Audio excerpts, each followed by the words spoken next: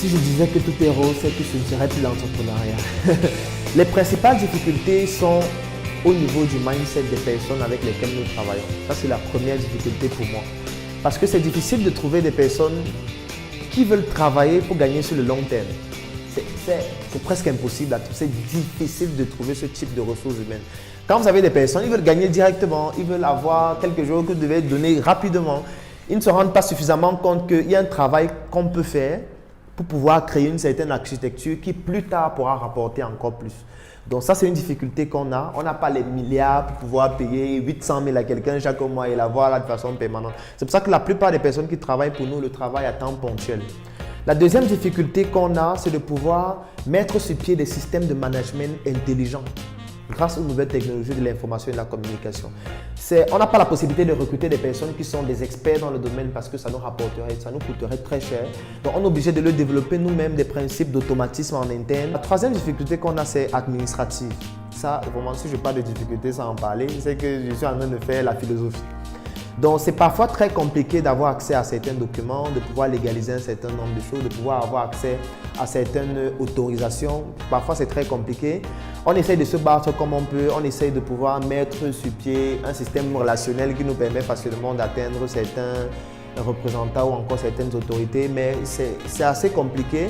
Mais on ne va pas se décourager parce que lorsqu'on sait où on va, on sait ce qu'on veut faire, on est déterminé à pouvoir y arriver.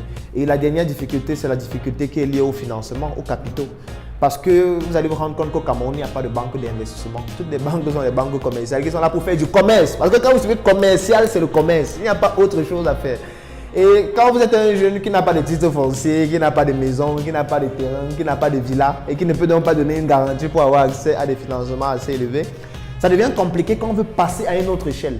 Parce que nous, par exemple, avec SOS, on veut avoir un CDC dans les 10 régions, on veut avoir un matériel super sophistiqué et tout. Ça demande beaucoup d'argent. Aucune banque au Cameroun ne peut réellement nous accompagner sans que les conditions ne soient à mettre la corde au cou.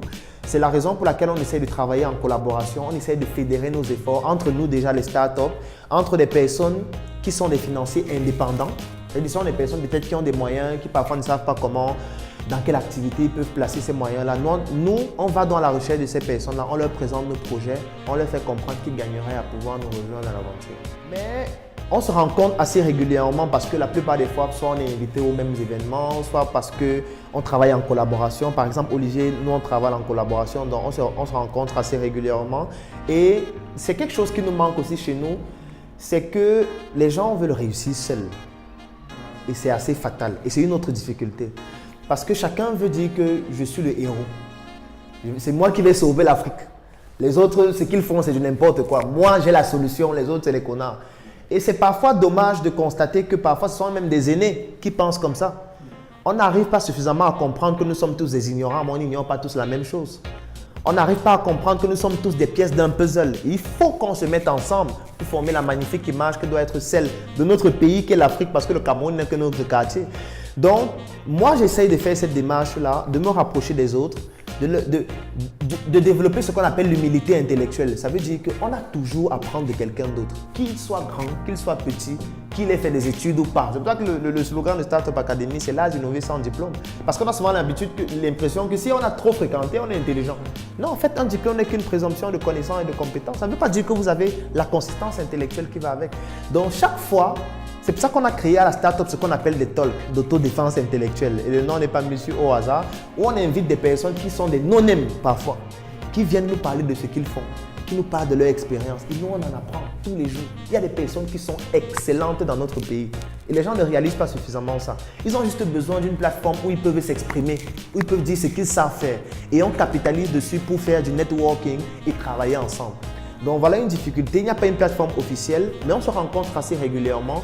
On travaille ensemble avec certains et Startup Academy aussi, le but c'est de pouvoir créer cet écosystème-là où on pourra tous être ensemble. Pas que l'un est supérieur à l'autre, mais chacun est au même niveau et apporte des solutions différentes. Alors, quelques réalisations de Startup Academy. En termes de conférences, nous avons déjà plus de 3500 personnes qui en ont participé à nos conférences. Des personnes qui ont été formées et qui ont sur pied déjà des structures qui fonctionnent. Nous en avons 47. qui ont déjà mis sur pied des structures qui fonctionnent et que nous suivons. Nous avons mis un programme qui s'appelle 1 mois pour devenir mon propre patron. Ça veut dire que nous avons des entrepreneurs qui ont des compétences précises dans des domaines d'activité bien donnés et on a donc fait des modules qui sont au nombre de 16 et qu'on dispense en 1 mois avec des séances pratiques, théoriques et qui sont parfois éprouvantes sur le plan du cerveau parce que non, ce n'est pas tous les jours, c'est 2 fois par semaine pour les séances théoriques. Et les séances pratiques, c'est pratiquement tous les jours parce que vous devez faire des exercices pratiques sur le terrain, vous devez faire des présentations devant les investisseurs, vous devez faire des présentations devant des personnes qui ne comprennent rien de ce que vous faites. Vous devez avoir la capacité de simplifier la manière la plus simple possible afin qu'ils puissent comprendre de quoi il s'agit.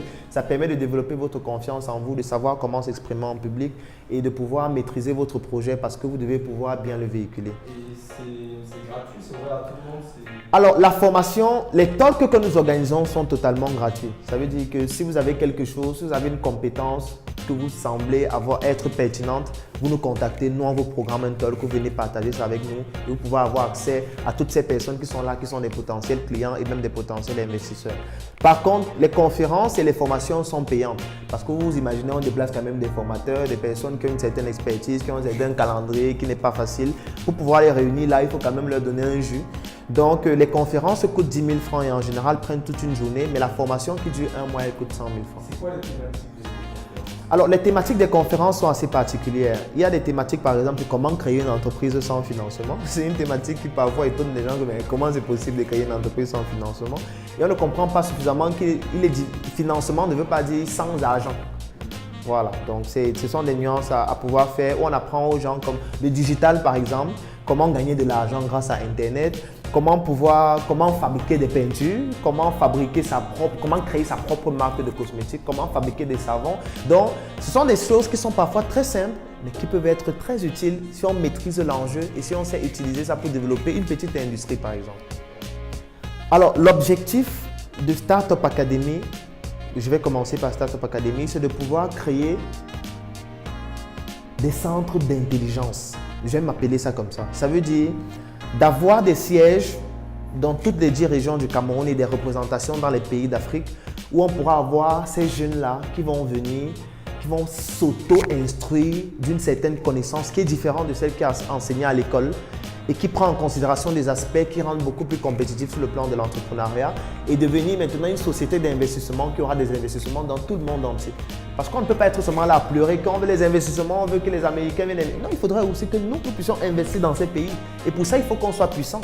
On doit d'abord être puissant intellectuellement, puissant financièrement, puissant économiquement, nous mettre ensemble et pouvoir développer ce type de plateforme-là.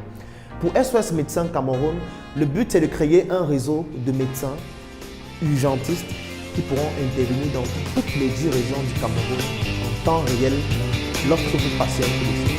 Ça, c'est le rêve qu'on a et qu'on est en train de travailler au quotidien pour pouvoir